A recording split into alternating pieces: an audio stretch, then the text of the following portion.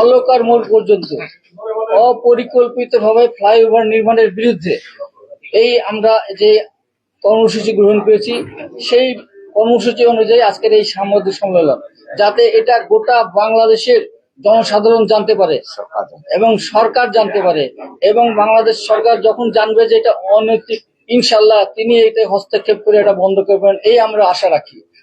আমাদের যেটা মূল বিষয়বস্তু হলো, এই যে বোরহাঙ্গার এই বিন্দুর মোড় থেকে অলকার মোড় পর্যন্ত আপনারা খেয়াল করে দেখবেন, নিউ মার্কেট পর্যন্ত সড়কটা হয়তো একটু বড় হবে, হয়তো 80 ফিটের জায়গায় 90 ফিট বা 100 ফিট হবে।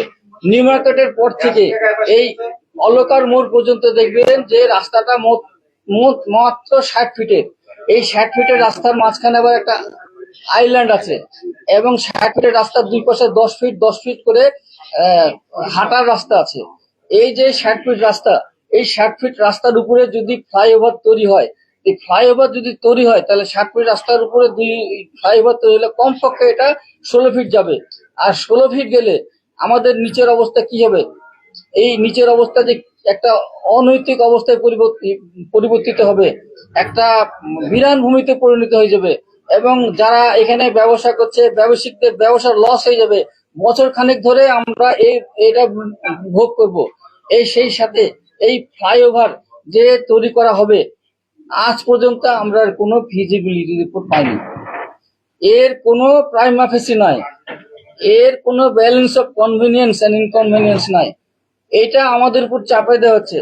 আমরা নাগরিক হিসাবে, নাগরিক অধিকার হিসাবে আমরা এই তথ্য উপাত্ত সংগ্রহ করার জন্য আমরা সিটি কর্পোরেশনে গেছি।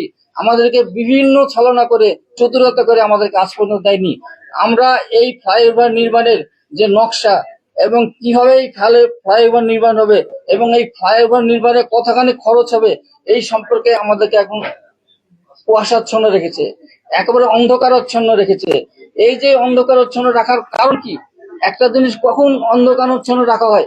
যখন এর মধ্যে কোনো অনৈতিক ব্যাপার ঢুকে যায়। আর এই অনৈতিক ব্যাপার ঢুকে গেলে তখন এটাকে গোপন করার জন্য এবং এর টাকা পয়সাকে অনৈতিকভাবে পকেটে পুরানোর জন্য বিভিন্ন অরাজকতার সৃষ্টি হয়। আজকের এই ফ্লাইওভারটা দেখবেন, গোটা রাজশাহীতে যদি আপনারা বিচরণ করেন, দেখবেন যে প্রত্যেকটা ফ্লাইওভার 100 ফিট রাস্তার উপরে হয়েছে। আমাদের এই রাস্তাটা 60 ফিট, এই 60 ফিট রাস্তার উপরে কিভাবে একটা ফ্লাইওভার হয়? এটা হতেই পারে না।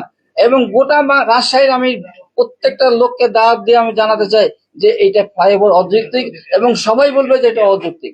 এই ফ্লাইওভার যদি নির্মাণ হয়, তাহলে এক সময় এই ফ্লাইওভারটা অক্ষত হয়ে পড়বে, এবং এটার ফ্লাইওভারের মাথার উপরে টাকার অপচয় তো হবে মাথার উপরে।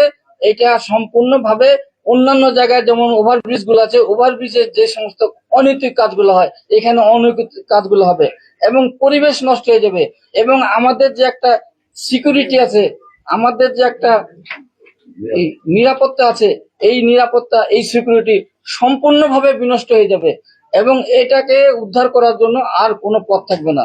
হয়তো এক সময় দেখা যাবে যে এই ফ্লাইওভারের জন্য আমরা আমাদের যে রাস্তাটা আছে, এরপরে যারা দ্বিতীয়বার তারা চতুর্থ দাবি করবে যে এই রাস্তাটা বড় করা হোক। বড় করা হলে আমরা তো এই রাস্তার দুই পাশে যারা আছি, আমাদের তো আমরা আমাদের ভিটা মাটি সব হারিয়ে ফেলবো, এবং ভিটা মাটি হারিয়ে ফেললে আমরা কোথায় যাব? আমাদের যাওয়ার কোনো জায়গাই থাকবে না। এক সময় যখন আমরা এই যে লাক্সারি ভাবে বা সুন্দরভাবে স্বাভাবিকভাবে জীবনযাপন করছিলাম, আমাদের জীবনযাপনটা এখন দরিদ্রতার নিচে চলে আসবে, এবং এর পরিণতি কি হবে? ভয়াবহ পরিণতি হবে। ভয়াবহ পরিণতির কারণে আমরা এটাকে কিছুতেই এই ফ্লাইওভার নির্মাণ করতে দিতে পারি না। ফ্লাইওভার নির্মাণ করলেই এই ক্ষতিটা হয়ে যাবে, এবং আমরা মনে করি যে এই বিন্দুর মোড় থেকে এই অলকার মোড় পর্যন্ত যে ফ্লাইওভার নির্মাণের জন্য যেই জায়গাটা সবচেয়ে ভালো, সেটা হলো নিউ মার্কেট পর্যন্ত। নিউ মার্কেটের পর থেকে যদি নিউ মার্কেট পর্যন্ত যদি ফ্লাইওভারটা করা হয়, এটা আমাদের কোনো আপত্তি থাকবে না। কারণ এই ফ্লাইওভারটা দেখা যাবে যে যদি এই বর্তমানে যেভাবে চলছে সেভাবে আসলে দেখা যাবে ফ্লাইওভারটা এইখানে এসে মাইডাসের এইখানে এসে চেম্বার অফ কমার্সের ওখানে এসে এটা শেষ